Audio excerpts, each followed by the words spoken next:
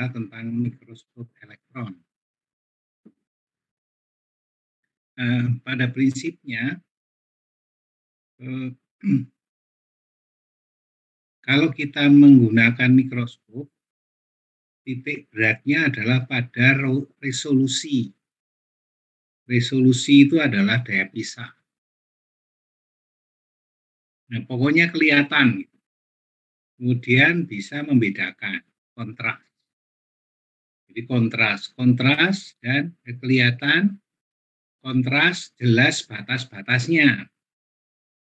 Itu adalah konteks mikroskop. Nah, warna itu diorientasikan untuk kontras, bukan untuk sebuah proses identifikasi seperti halnya kalau kita pakai mata telanjang. Jadi kalau kita pakai mata kita, warna burung itu merupakan bagian yang harus dicatat sebagai kunci determinasi. Jadi memiliki nilai penting. Jadi warna burung dikawinkan itu akan menghasilkan anak dengan warna-warna kombinasi kayak apa. Jadi ada konsep pengetahuan yang bisa di-generate dari itu. Tetapi kalau kita menggunakan mikroskop, warna itu diorientasikan untuk kontras, untuk bisa melihat dengan jelas, bukan untuk sesuatu yang memiliki makna dari objek yang sedang kita teliti. Ya. Jadi kalau misalnya di bawah mikroskop warnanya merah, itu objeknya belum tentu berwarna merah. Mungkin karena dikasih warna agar menjadi jelas, agar menjadi kontras. Ya memang kalau misalnya warna tadi itu diorientasikan dengan pH, misalnya kalau yang kita beri itu adalah zat warna merah, pH rendah, gitu ya misalnya, itu artinya dia akan mengikat basa. Jadi artinya yang berwarna merah tadi itu menunjukkan sifat basanya itu, bukan konteks warnanya yang dijadikan tema. Nah itu prinsip pada pengamatan dengan mikroskop. Jadi jangan lupa itu, warna adalah tujuannya untuk memperjelas, untuk kontras, kemudian juga untuk mengetahui sesuatu yang sebetulnya tidak terkait dengan warna. Kalau misalnya yang saya berikan pewarnanya tadi itu biru, tapi dia pH-nya juga rendah, ya artinya bahwa kalau yang terwarnai biru pH-nya itu pH basa, objeknya jadi ber-pH basa. Karena pewarna yang bersifat asam akan cenderung mengikat objek yang bernuansa basa. Jadi misalnya ada eusin, hematoksilin, eusin. Eusinnya itu bersifat asam. Hematoksilinnya bersifat basa. Jadi ketika eusin itu mewarnai sitoplasma, berarti sitoplasmanya itu bersifat relatif basa. Sementara hematoksilin yang bersifat basa, dia akan mewarnai inti sel. Nah, inti selnya itu artinya dia lebih bersifat asam. Jadi inti selnya bersifat asam, sitoplasmanya bersifat. Jadi warna tadi itu memiliki sebuah konotasi interpretasi didasarkan atas sifat catnya, misalnya ya. Jadi bukan misalnya dipakai untuk identifikasi seperti hanya taksonomi. Ketika kita mengamati mikroskop, warna itu tidak kita pakai sebagai alat identifikasi objek, tetapi lebih sebagai tool untuk melihat kontras atau memaknai sesuatu yang sebetulnya tidak terkait warna, gitu ya. Nah, selain itu, hari ini kita akan berbicara tentang mikroskop elektron. Nah, mikroskop elektron itu adalah sebuah teknik. Dia tidak menggunakan cahaya sebagai sumber untuk iluminasi untuk melihat objek. Artinya, dia bukanlah menggunakan sinar tampak.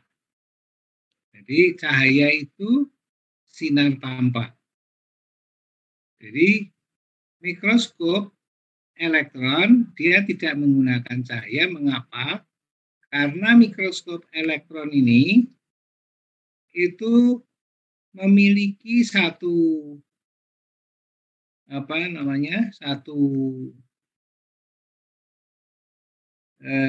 tujuan, yaitu meningkatkan resolusi atau daya pisah yang melampaui mikroskop cahaya. Mengapa mikroskop cahaya tidak bisa melampaui resolusinya? Karena dia menggunakan cahaya itu. Cahaya itu sinar tampak. Jadi sinar tampak itu panjang gelombangnya ya sekitar mungkin 450 nanometer sampai 600 nanometer. Lebih dari itu, sinar tampak tadi menjadi tidak tampak atau tidak jelas. Misalnya diturunkan jadi 400 nanometer, dia sudah ultraviolet. Dinaikkan menjadi 700 nanometer, dia jadi inframerah. Ya. Nah, yang dua-duanya tidak terlihat sehingga tidak bisa dipakai untuk alat penerangan mata. Tidak bisa dipakai untuk iluminasi objek sehingga terlihat. Nah, kalau kita lihat dari rumus ini, dari daya pisah suatu objek bisa terlihat jelas, itu sangat tergantung dari lambda atau panjang gelombangnya. Kalau panjang gelombangnya semakin kecil, D-nya, D-nya itu, D kecil ini, jarak 2 titik yang terlihat sebagai 2 titik, itu akan semakin dekat. Jadi resolusi itu kalau 2 titik yang dapat terlihat sebagai 2 titik itu semakin dekat, artinya resolusinya meningkat, daya pisahnya meningkat.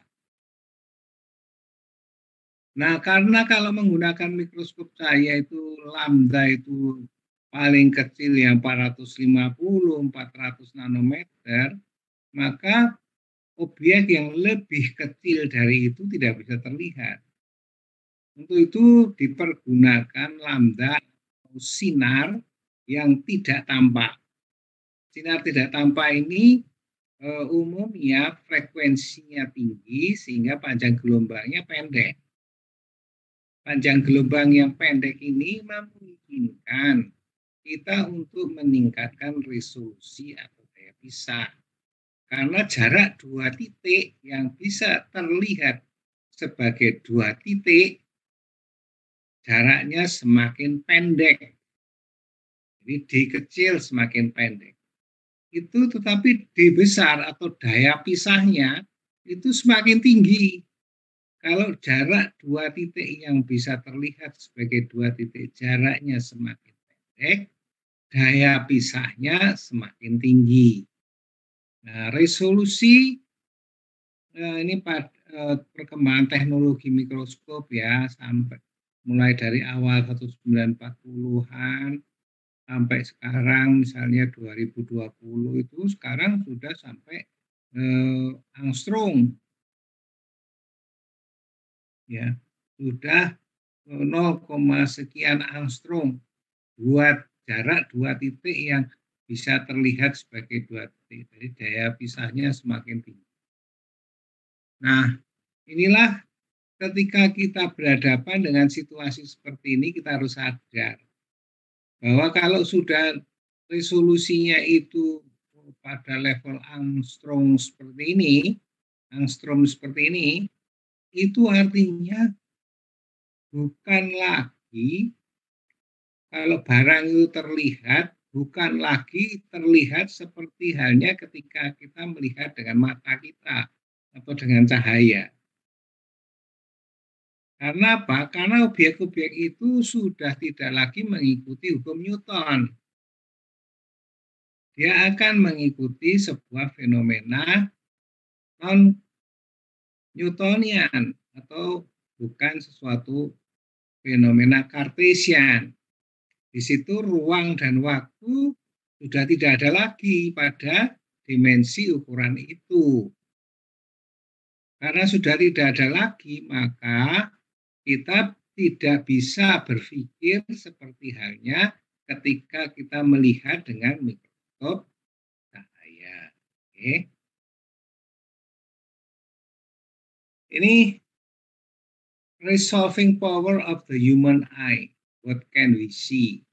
Ini kalau dengan mata manusia ya kelihatan seperti ini.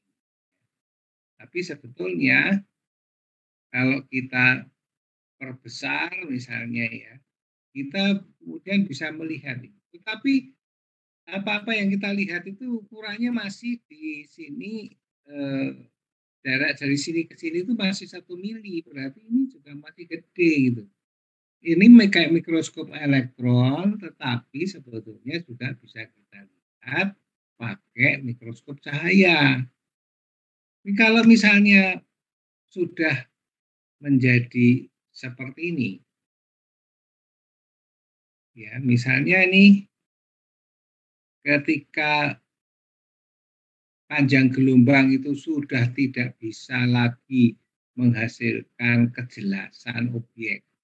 Jadi jarak dari 2 titik ke 1 titik berikutnya itu tidak, ketika pendek itu tidak jelas, maka yang harus kita gunakan adalah cahaya dengan frekuensi yang tinggi. Nah, mikroskop elektron itu adalah teknologi dengan menggunakan sumber sinar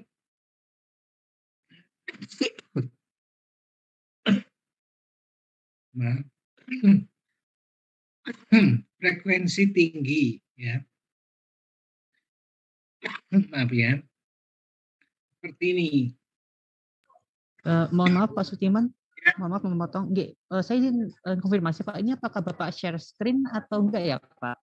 Oh, belum di share screen ya nih ya? Enggak, mohon maaf Pak. Oh ya, itu saya ulangi.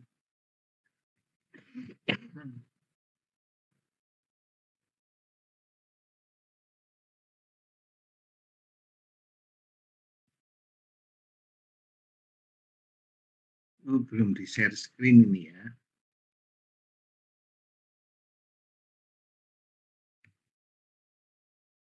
Sudah terlihat. Nah, saya tak Alhamdulillah sudah Pak. Iya Pak, sudah terlihat.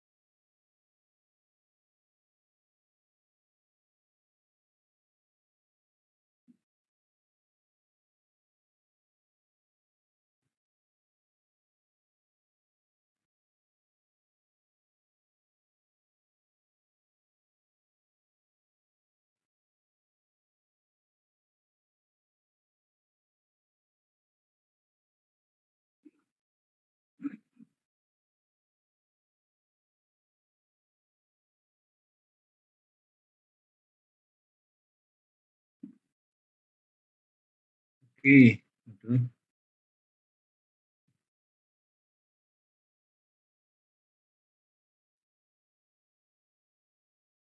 Nah, ketika kita menggunakan mikroskop elektron, maka kita harus menyadari bahwa objek yang kita lihat itu kalau sudah sampai ke level nanometer sampai kepada angstrom, ya, itu tidak sekedar mengikuti hukum Newton, tetapi juga mengikuti hukum fisika kuantum. Atom-atom tadi itu dan subatom partikel pertimbangannya menjadi di level ini. Jadi kejadiannya bukan peristiwa yang terkait dengan ruang dan waktu. Nah, ini problem besar bagi sarjana biologi. Karena sarjana biologi itu umumnya memiliki pengetahuan itu berasal dari pengamatan indera mata telanjang. Jadi ketika dikatakan bahwa klorofil itu berwarna hijau. Nah, ketika kita mengamati dengan mikroskop elektron, kita tidak akan lagi melihat fenomena warna hijau. Bahkan kalau kita mungkin pakai spektrofotometri pada level atom dan subatomnya, ya barangkali berwarna merah atau kuning. Ya, nanti kita lihat lebih jelasnya. Nah, di dalam sel dengan demikian proses hidup itu dilakukan oleh benda-benda di dalam sel berukuran puluhan nanometer yang mengikuti kedua hukum sekaligus. Kalau untuk biologi, hukum Newton dan sekaligus hukum fisika modern. Makanya kalau kita mengamati sesuatu, kadang-kadang kita itu terkejut. Misalnya, kenapa bunglon bisa berubah warna begitu dia berada dalam satu tempat yang berubah. Kalau orang biologi nyebutnya kemudian mimikri. Dia kamuflase. Tetapi kalau ditelaah lebih dalam, bagaimana mekanismenya kok bisa seperti itu? Kok menjadi seperti persis dengan tempat dia berada. Nah, itu tentu tidak mengikuti hukum Newton. Dia akan mengikuti hukum fisika kuantum, fisika modern. Kita hanya akan bisa melihat fenomena-fenomena itu misalnya di layar komputer. Karena di layar komputer dia tidak lagi mengikuti hukum Newton. Ya, kalau misalnya saya ini saya ini berbicara di sini ya, sekarang ini, kemudian saya pasangi kumis, ya bisa aja toh. Alif VK itu kumis sama janggutnya asli kok enggak? Asli ya. Kalau saya bisa pasangi ini, bisa toh pasangi? Pernah tahu aplikasinya untuk Zoom? Belum pernah? Coba tak tunjukkan ya.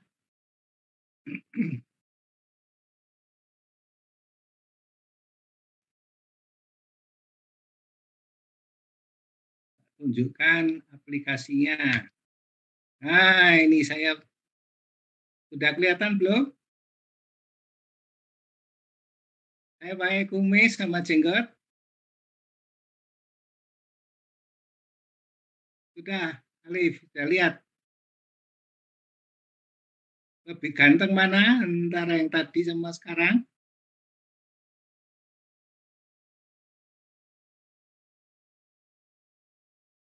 Jadi istirahat bisa lihat. kumis dan jenggot sedikit ya. masih ya Pak, kayak kelihatan ada ukiran gitu di wajah Bapak. Kalau dari dengan saya kelihatan gitu. Oh ya. Jadi di situ kita bisa memodifikasi karena dia adalah kuantum.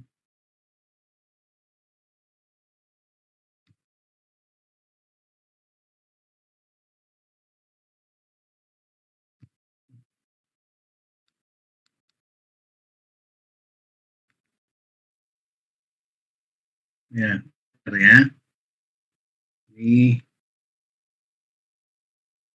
jadi fenomenanya menjadi seperti itu. Jadi kalau di pen di apa? Saya di pen gitu kelihatan namanya eh, jenggot sama itu, tapi itu virtual ya, virtual. Nah, ini harus difahami nih, ketika memakai mikroskop elektron, objek yang kita amati itu mengikuti dua hukum ya. Hukum Newton, hukum Newton itu terpengaruh gaya gravitasi. Ada pengertian hubungan antara waktu dan ruang. Jadi ruang dan waktu itu menyatu. Kalau saya di sini, saya tidak ada di tempat lain. Ada pengertian yang terkait dengan berat, kecepatan gerak, yang semuanya dapat diukur. Tetapi kalau di level ini, atom dan subatom ini, tidak ada konsep ruang dan waktu. Tidak ada kejadian-kejadian yang bisa diukur beratnya, kecepatannya, semuanya menjadi sangat cepat. Beratnya berapa? Beratnya ya tahu, nggak ada berat, nggak ada istilah berat, karena berat itu berhubungan dengan gravitasi. Nah, kalau di level ini nggak ada efek gravitasi. Nah, dengan demikian, ya harus siap-siap berpikir dengan cara itu. Kalau tidak, nanti kita akan menggunakan mikroskop elektron, tetapi hanya persis dengan kebiasaan kita sebagai sarjana biologi yang sebelum-sebelumnya. Nah, di dalam hal ini, ketika kita sudah berkaitan dengan ukuran angstrom sangat kecil, yang terjadi karena sinar yang kita pakai untuk iluminasi itu adalah panjang gelombangnya itu pendek sekali,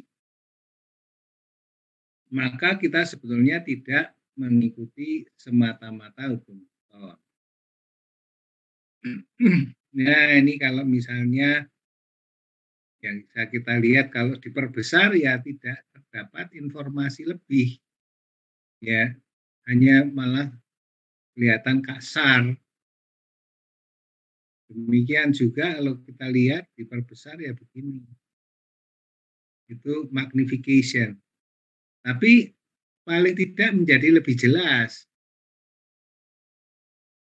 Nah, kalau panjang gelombangnya dirubah menjadi lebih tinggi frekuensinya, panjang gelombangnya lebih pendek, maka kita bisa melihat barang secara lebih jelas pada tingkat resolusi yang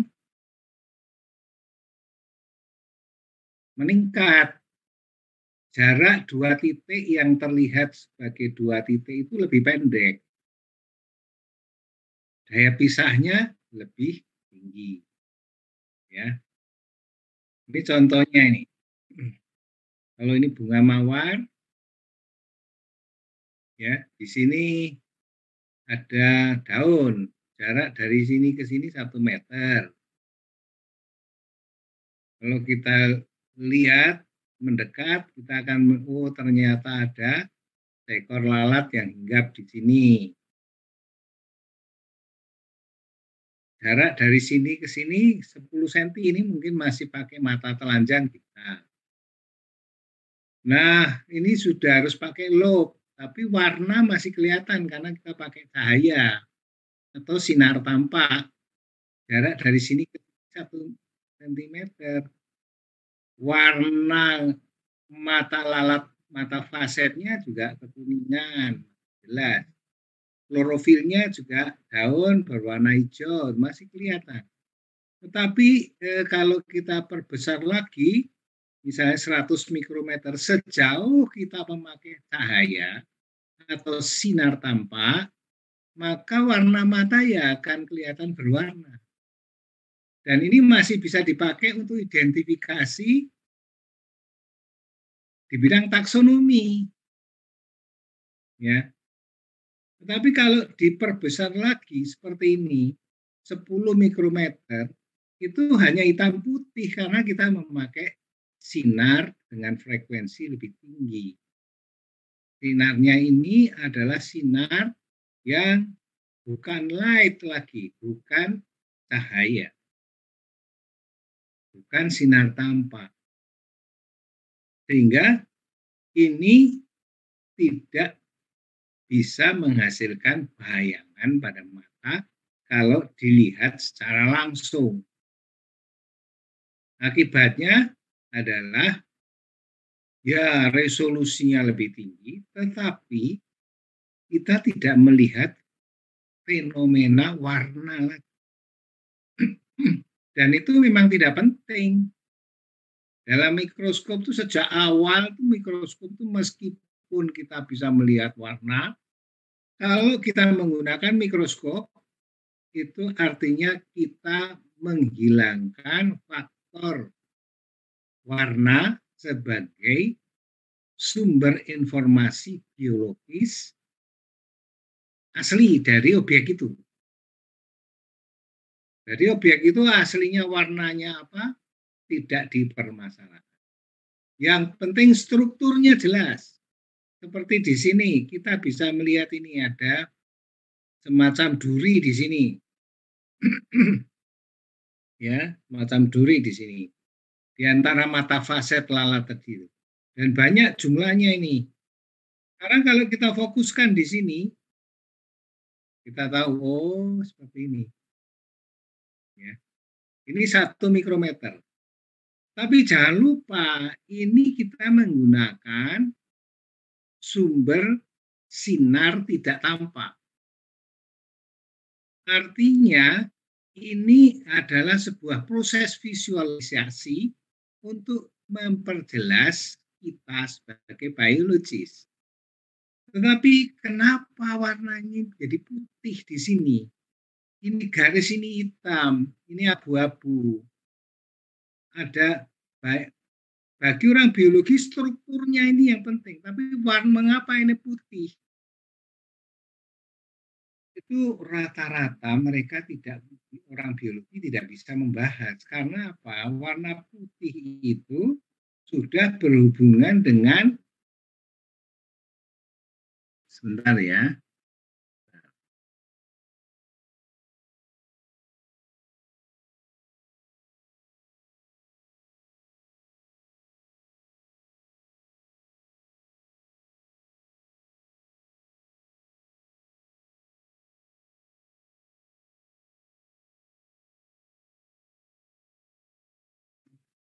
Halo,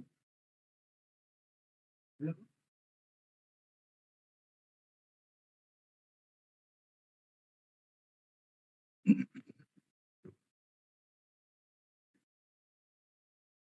Ya, sebentar, kita telepon sebentar. Ini tidak berhubungan sebetulnya bahwa dia warnanya putih, enggak. Tetapi bahwa ini merupakan objek dengan material yang berbeda, ya, materialnya beda. Tapi mengapa? Kita nggak tahu. Nah, orang fisika biasanya menjawab gini, warna putih itu terjadi karena ada scattering elektron. Kalau di situ ada elektron, berarti di situ bermuatan listrik. Kalau dia bermuatan listrik, itu berarti dia memiliki konduktivitas rendah.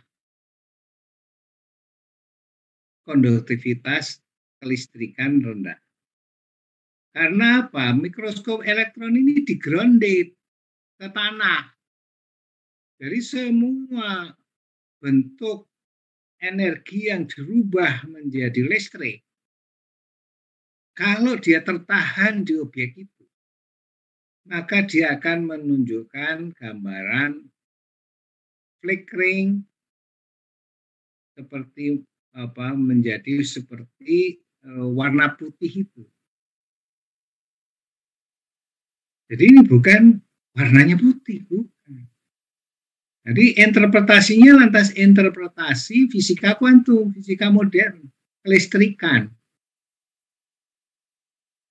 Nah, ini dalam konteks material science menjadi bisa dimaknai. Dibandingkan misalnya objek-objeknya yang lain. Jadi di sini menjadi hitam itu bukan karena bayangan, bukan. Kalau biasanya kan kelihatan hitam karena bayangan. Ini bukan bayangan ini. Ini menunjukkan bahwa dia konduktivitasnya justru tinggi. Sehingga tidak ada elektron tersisa di sini, menyebabkan sensor yang dipasang tidak melihat adanya sebuah fenomena terang. Gitu ya. Nah, kalau dilihat seperti ini, ternyata dia tidak putih. Ternyata yang dekat di sini itu konduktivitasnya mungkin lebih rendah, lebih tinggi daripada yang di atas. Di bawah ini konduktivitasnya lebih tinggi. Jadi di sini secara material dia tidak menghantarkan listrik dengan baik. Apa yang tidak menghantarkan listrik dengan baik? Ya misalnya lemak, ini ada lemaknya nih. Misalnya ya, dugaan-dugaannya menjadi seperti itu. Oke. Itu 100 nanometer. Nah, ini mikroskop elektron perkembangannya itu dulu waktu saya sekolah dulu S1 itu mikroskop elektron itu kayak gini. Sekarang UB memiliki mikroskop elektron yang seperti ini. Tingkat kecanggihannya tinggi, berubah drastis ya. Dulu kalau kita melihat pakai mikroskop SEM, scanning electron microscope, itu harus di-coating dengan emas. Sekarang pun ada beberapa universitas kayak di UM itu mikroskop elektronnya harus di-coating dengan emas. Padahal orang biologi itu kalau di-coating ya kemudian strukturnya bisa hilang. Di-coating jadi tidak asli lagi. Sehingga Brawijaya beli yang tidak perlu di-coating. Melihat objek biologis ya seperti apa adanya gitu, tidak perlu di-coating dengan emas. Lebih murah dan lebih menunjukkan keaslian bentuk alamiahnya. Ya, lebih canggih. Ini juga lebih mahal. Ya. Oke. Nah, ini ada elektron gun di sini, kemudian mikroskop elektronnya bisa ditembakkan di sini. Dan yang disebut lensa itu bukan lagi kaca, lensa itu bukan lagi kaca, bukan gelas. Yang disebut lensa kondensor itu adalah medan magnet. Karena apa? Karena ini sinar elektron itu dibelok-belokkan, diatur supaya bisa mengenali sampel objek dan bisa terlihat di bawah detektor gitu ya. Itu kalau medan magnetnya itu diatur, bisa dinaikkan, diturunkan. Kalau mau dibelokkan ya dinaikkan, kalau mau diturunkan, diluruskan, diturunkan, dan beloknya ke kanan atau ke kiri itu diatur dengan mengatur medan gaya magnet dari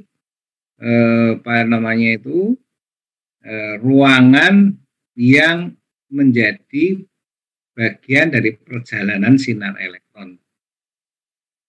Mengapa demikian? Ya karena sinar elektron itu menghasilkan medan gaya elektromagnetik yang bisa diatur arahnya itu dengan medan magnet juga. Jadi bukan dengan gelas lensanya. Oke, bisa difahami sampai di sini? Ada pertanyaan?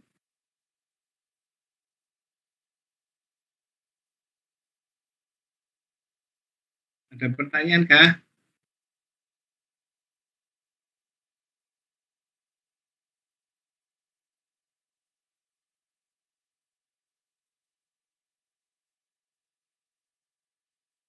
Ya, pikir-pikir kalau ada pertanyaan saya tak menerima telepon sebentar aja.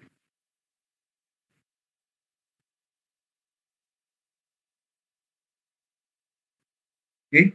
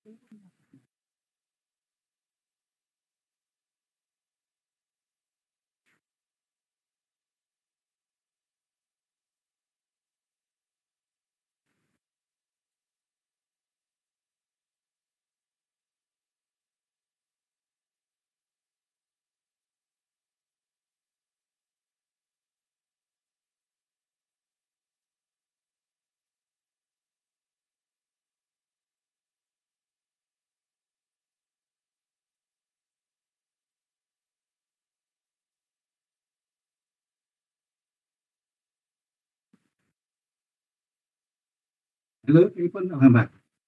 Ya, iya. Aku gelo kuliah Aku neng Malang. Ya.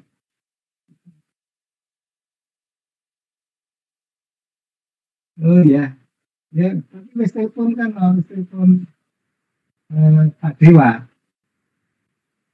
Oh, tak kabarane Pak Dewa. Nggih, nggih.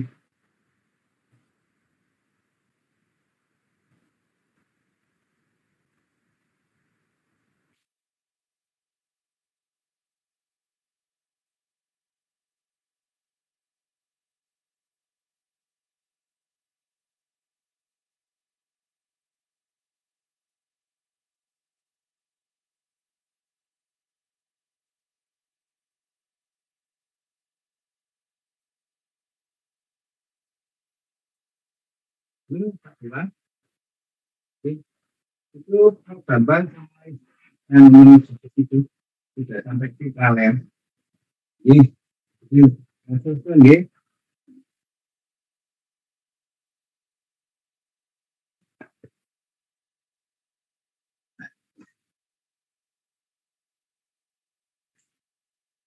Ya, maaf ya. Ada pertanyaan sampai di sini? Permisi Pak Sutiman. Ya.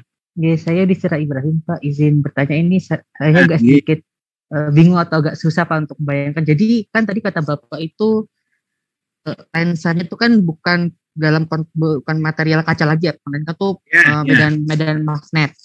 Ini otomatis di dalam tabung besarnya mikroskop elektron itu tuh dipasang kayak semacam ukuran magnet ya Pak, magnet yang besar gitu Pak, yang di kotak-kotak ini yang besar gimana ini, apakah jadi itu first condenser lens itu sebenarnya magnet yang besar gitu ya Pak, atau bagaimana? Ya, benar. Jadi di situ dipasang koil yang dialiri listrik. Ya nanti kalau koil itu dialiri listrik akan muncul medan gaya, jadi tergantung dari besaran listriknya.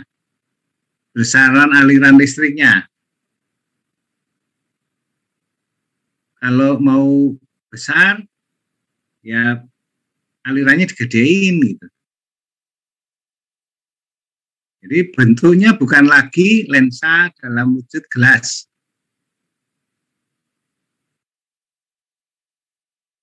Cahayanya belak-belok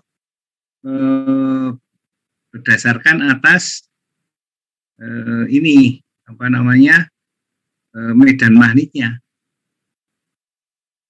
Bisa dipahami kan? Jadi yang garis silang itu tuh sebenarnya coil ya Pak, kayak semacam apa jalur Ya, untuk aliran listriknya. ya betul, betul. Oh, ya Pak, baik-baik. Jadi yang lebih mengatur nih besar kecilnya aliran listrik yang mengalir di daerah magnet itu ya Pak, kalau bisa Ya, katakan. bisa dikontrol, bisa diatur, bisa Ya Pak, baik. diubah-ubah. Ya Pak, baik Pak. Jadi itu sudah cukup jelas, bisa terbayang Pak. Ya. Terima kasih banyak Pak atas konfirmasinya. Ya. Ada pertanyaan lagi? Ya, apa?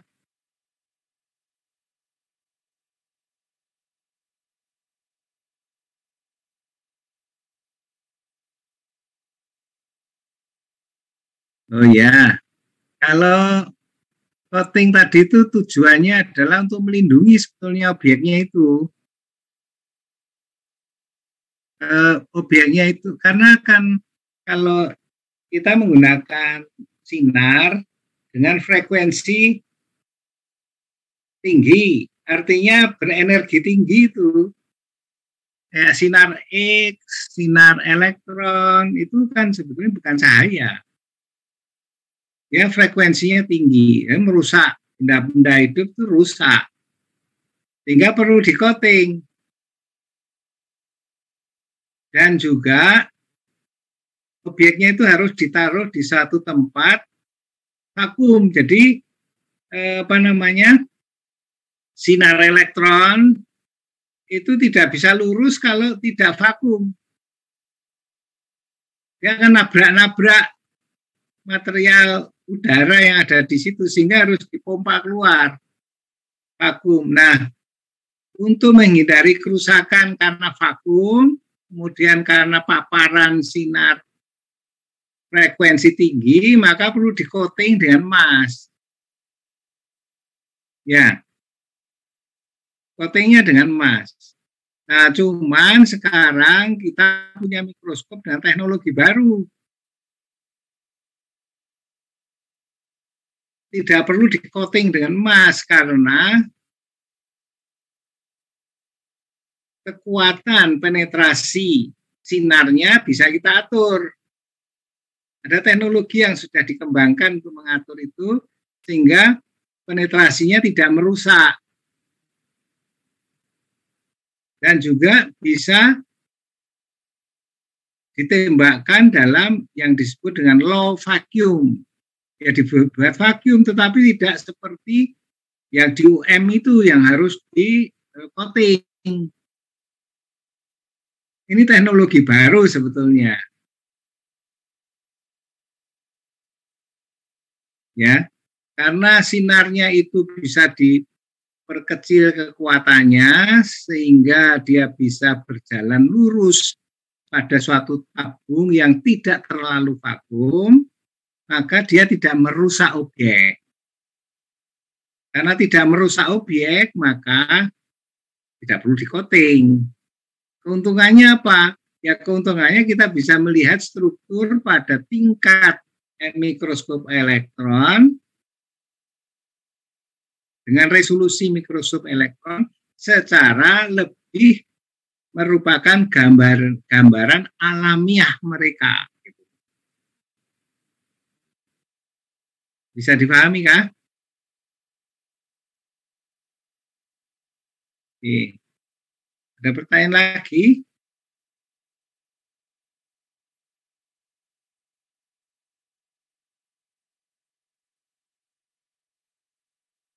Ada? Kalau tidak ada, saya lanjutkan.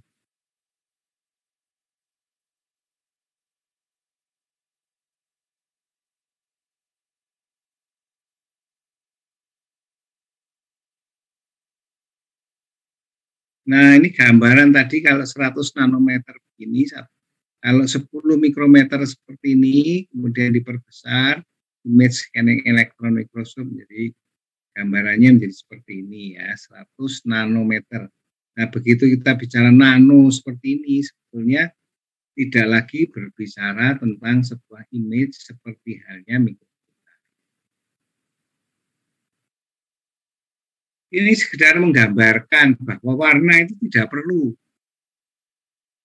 tidak penting, dan tidak penting. Perlu untuk menaikkan kontras, tapi tidak penting untuk memanai sebuah gambaran objek. Ini mas kita tumbuh sampai halus, gold nanopartikel. Itu sudah mulai ada yang warnanya merah nih.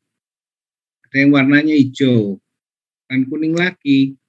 Bahkan kalau dia 2 nanometer itu transparan.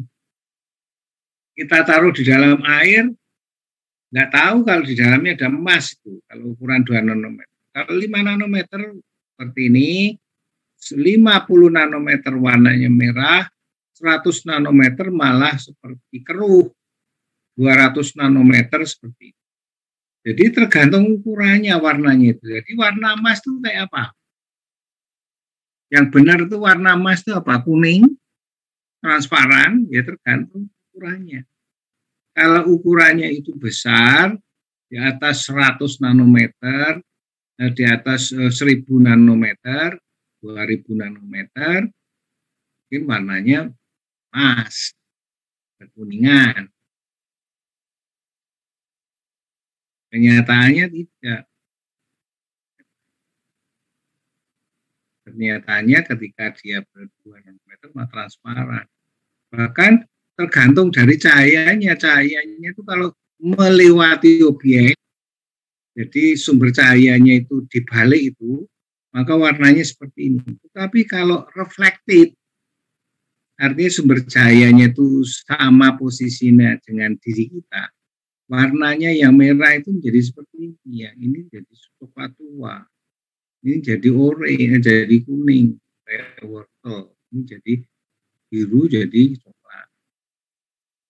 Ya, jadi kalau sudah berbicara di level mikroskop elektron, warna itu menjadi tidak penting.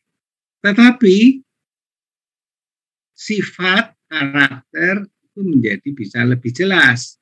Misalnya ini air tanpa emas, kalau dimasuki dengan apa itu ballpoint kayak gitu. Tapi kalau mengandung emas menjadi seperti ini. Negative index refraction, making light bend on the wrong way. Ya, bisa difahami kah ini? Halo? Bisa Bapak. Halo?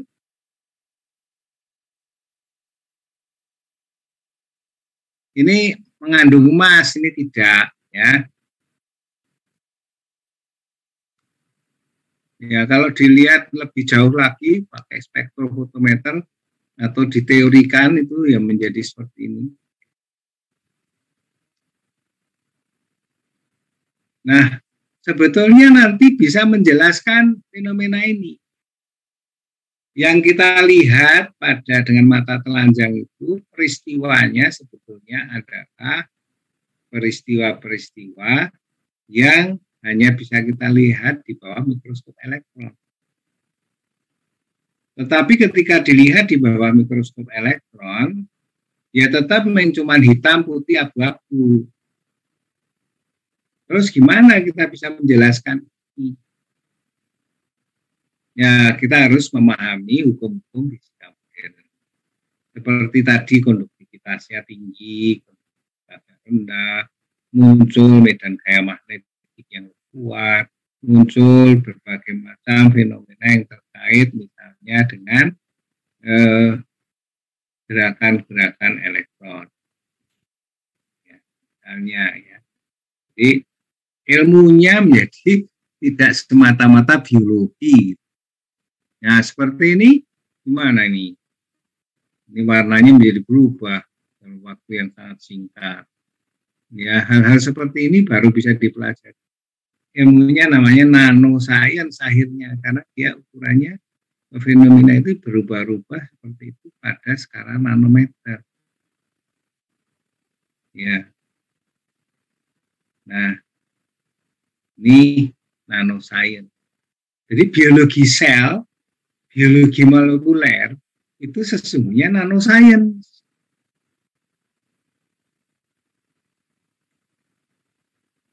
Kristal nanopartikel logam hasil teknologi bernano. Ini ada fusi itu kayak gini. Seng itu kalau kita lihat seng kan seng ya. Magnesium itu kan hitam, jadi kayak gini ya. Ya, pada teknologi tertentu warna itu menjadi sesuatu yang sebetulnya mengindikasikan adanya perubahan sifat.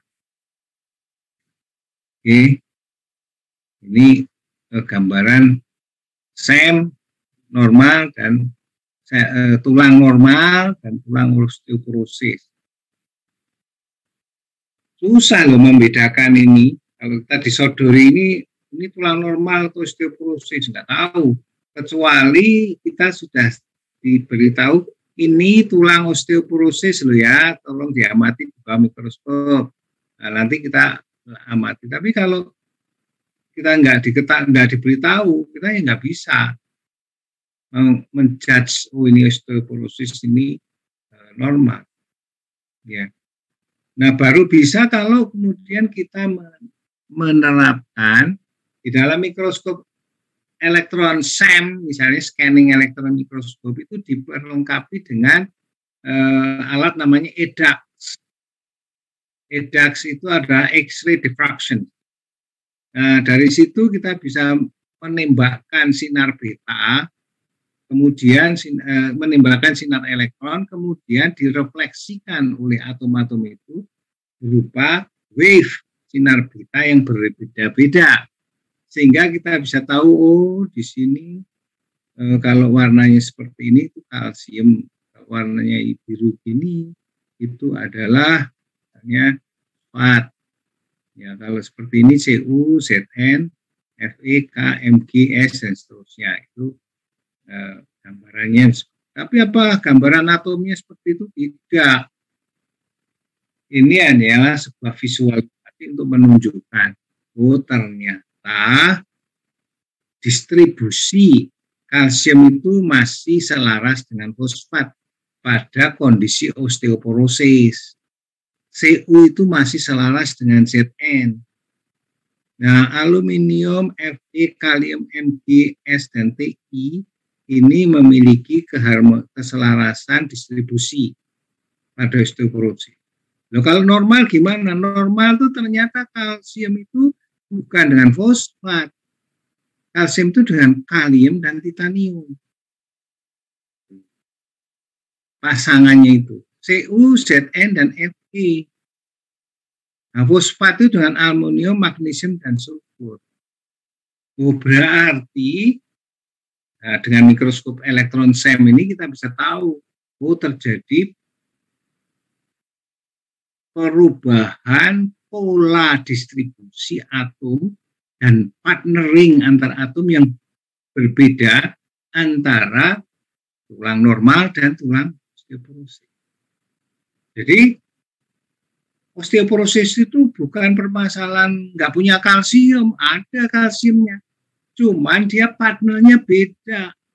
Dia tidak dengan fosfat, tapi dengan kalium dan titanium. Jadi kita menjadi paham, jadi ngerti. Tetapi memahaminya tidak bisa dengan cara melihat gambar seperti ini. Kalau orang biologi terus kemudian mengandalkan seperti ini, ya macet logikanya, total macet. Nggak bisa diskusi apa. Bisa difahami kah?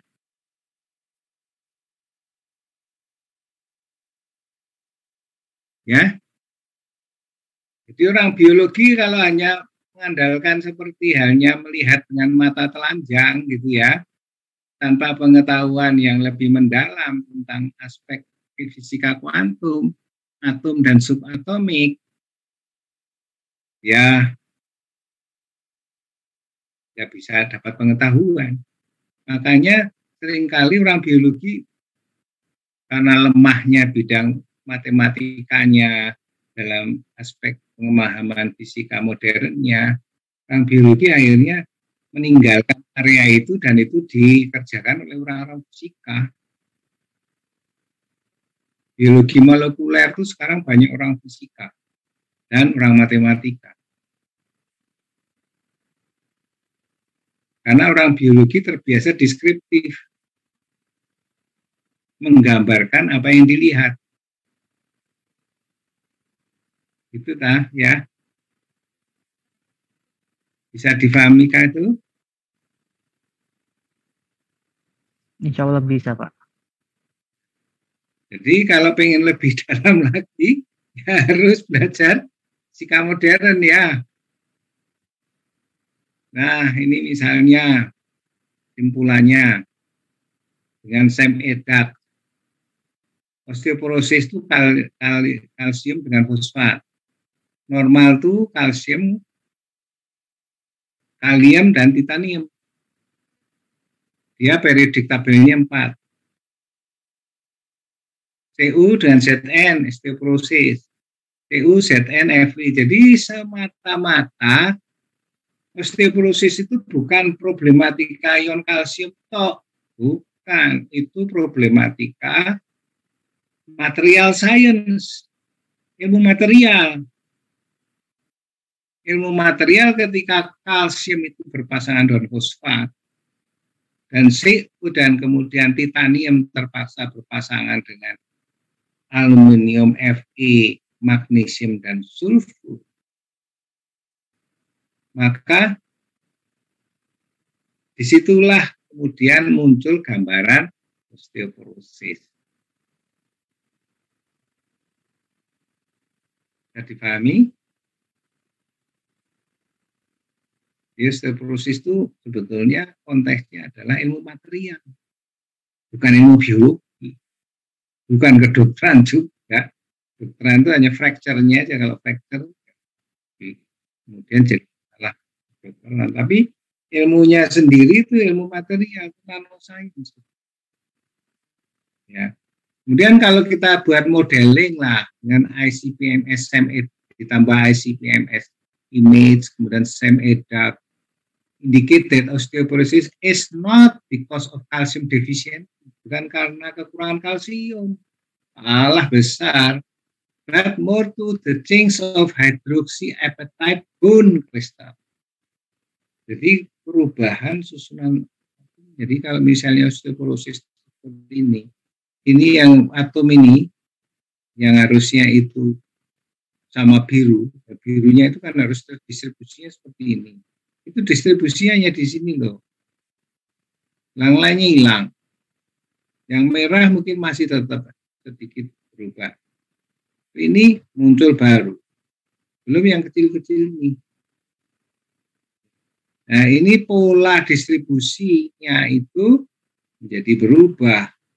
Bukan sekedar atau bukan karena defisiensi kalsium. Itulah ya. Nah, bahkan kemudian kita bisa menjelaskan dengan mikroskop scanning elektron itu, tapi dengan EDAX dan ICP-MS itu, kalau kita ingin tahu kenapa osteoporosis itu tidak terjadi di tulang tengkorak. Karena tulang tengkorak itu memang kristalnya kecil. Distribusinya itu tidak akan pernah berubah. Yang mudah berubah dalam konteks material itu adalah tulang-tulang yang terkait dengan tulang panjang. Dan tapi juga mungkin tulang belakang. Ini osteoporosis itu kristalnya menjadi gede.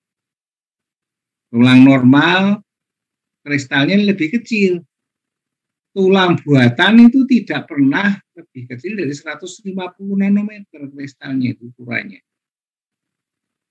Tulang buatan, hidroksiapatit sintetik. Nah, skull bone itu paling kecil ukuran kristal. dan susah berubah, ya. Nah, itu cara-cara untuk ini kristal size-nya, ya. Jadi saya kira ada pertanyaan sampai di sini.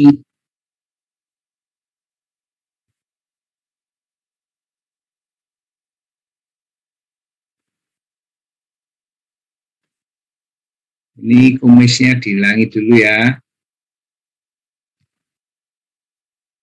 Udah, kumisnya hilang. Aslinya nggak pakai kumis. Nggak seperti Afif. Bagus nganteng mungkin. Saya juga pengen. Ada pertanyaan?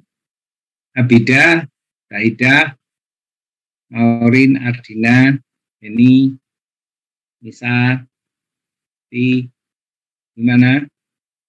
Ada pertanyaan?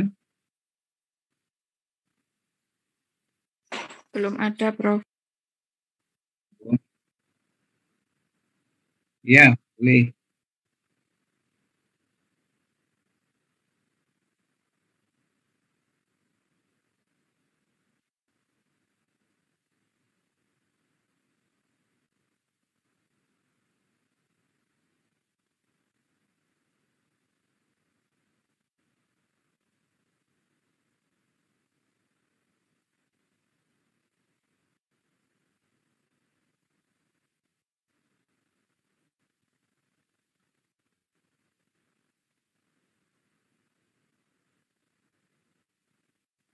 Iya, bisa. Nah, jadi bisa diamati itu apa namanya, sampai konsentrasinya bisa ketahuan karena dia atom per atom.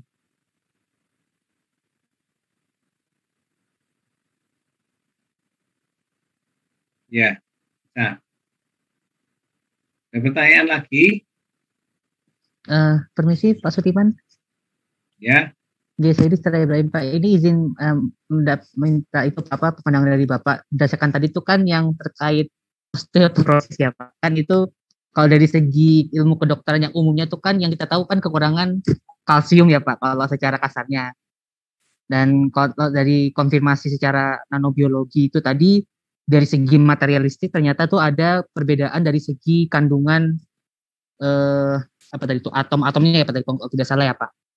Nah, ya.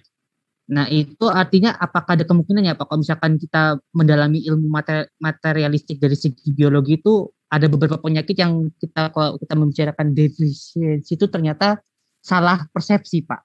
Itu apakah mungkin ya Pak kalau dari segi secara umum itu menyeluruh gitu ya Pak? Ya yang sudah saya contohkan itu tadi, orang berpuluhan tahun menyimpulkan bahwa osteoporosis itu karena kekurangan kalsium di dalam tulang. Padahal enggak. Bahkan kalsium di dalam tulang itu pada penderita osteoporosis itu lebih tinggi daripada tulang normal. Itu penelitian itu dilakukan oleh mahasiswa S3 tahun 2011. Kemudian prosesnya di WHO lama, sekarang WHO sudah menetapkan karena kekurangan kalsium di dalam tulang. Dan iklan Anlin sudah berubah.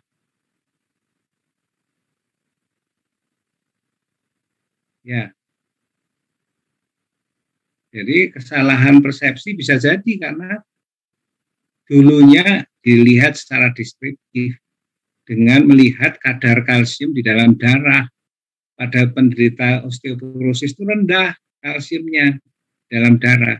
Kemudian orang mengira menjadi kropos karena kalsiumnya diambili masuk ke dalam darah.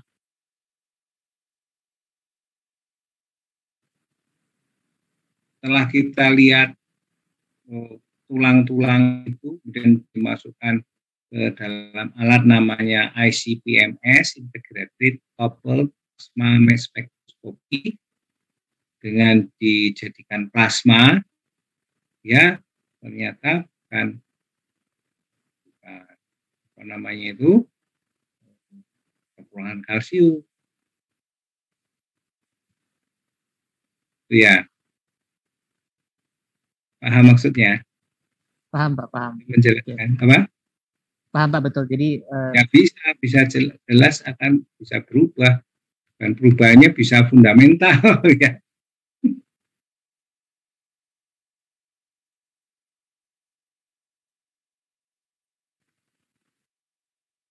Bisa sangat fundamental.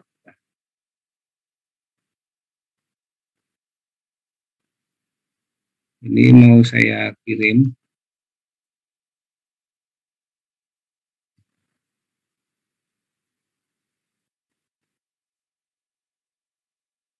Lewat chat ya.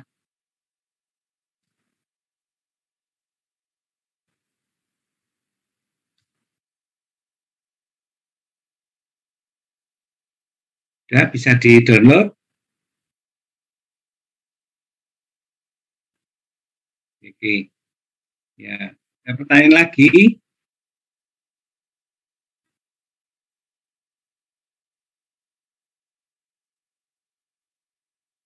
Kalau tidak ada, kita akhiri dulu ya.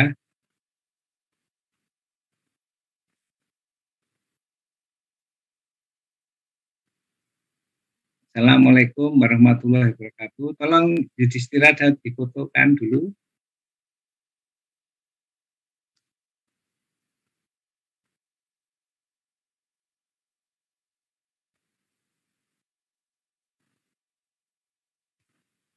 sudah Pak, sudah saya fotokan. Nanti saya kirim Nah, ke ya. Bapak lewat WA. Ya, terima kasih. Satu akhiri ya pertemuan ini. Wassalamualaikum warahmatullahi wabarakatuh. Waalaikumsalam warahmatullahi wabarakatuh.